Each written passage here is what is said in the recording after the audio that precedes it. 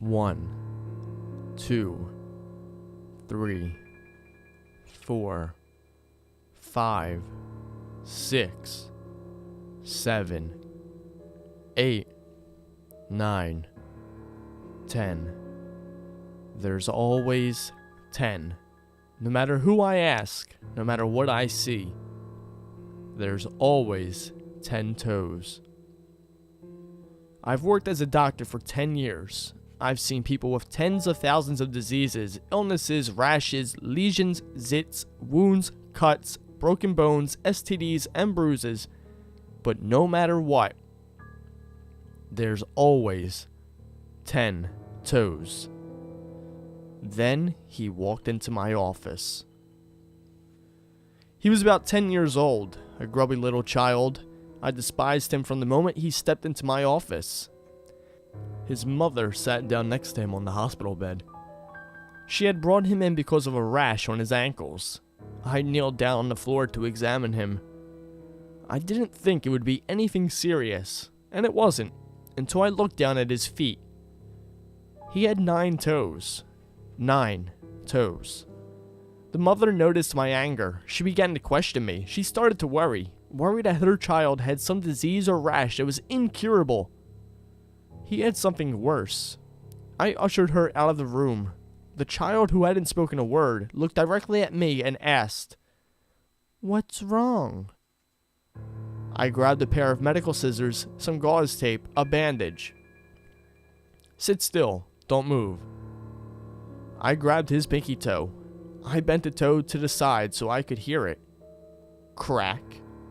As he started to scream, I grabbed the medical scissors and cut the skin where the bone had broken.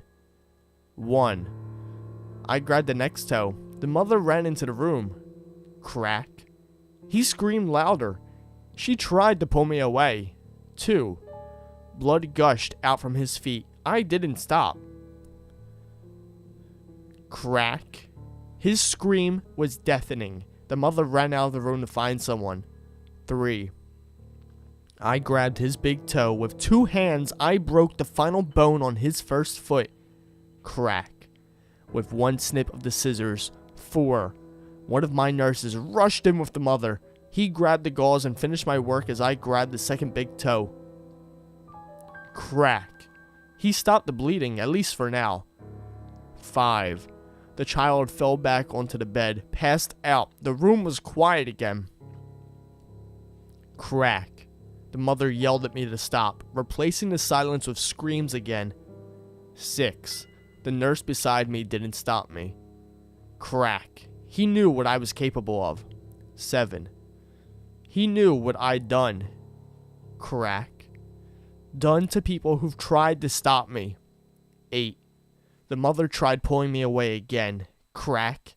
She tried to steal the scissors before I could cut off the last one, but she was too late. 9.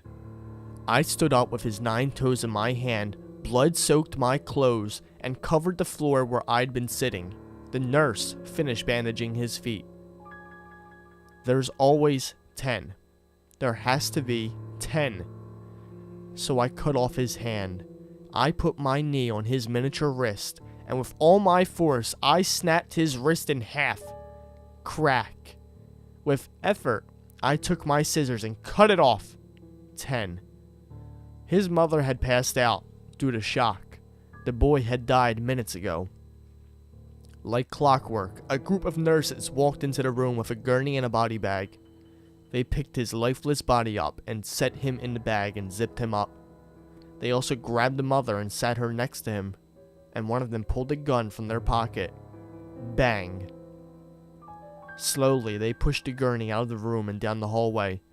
As the nurses began to walk out, I said to him, "Send in my next patient." And then, you walked in. Now sit down.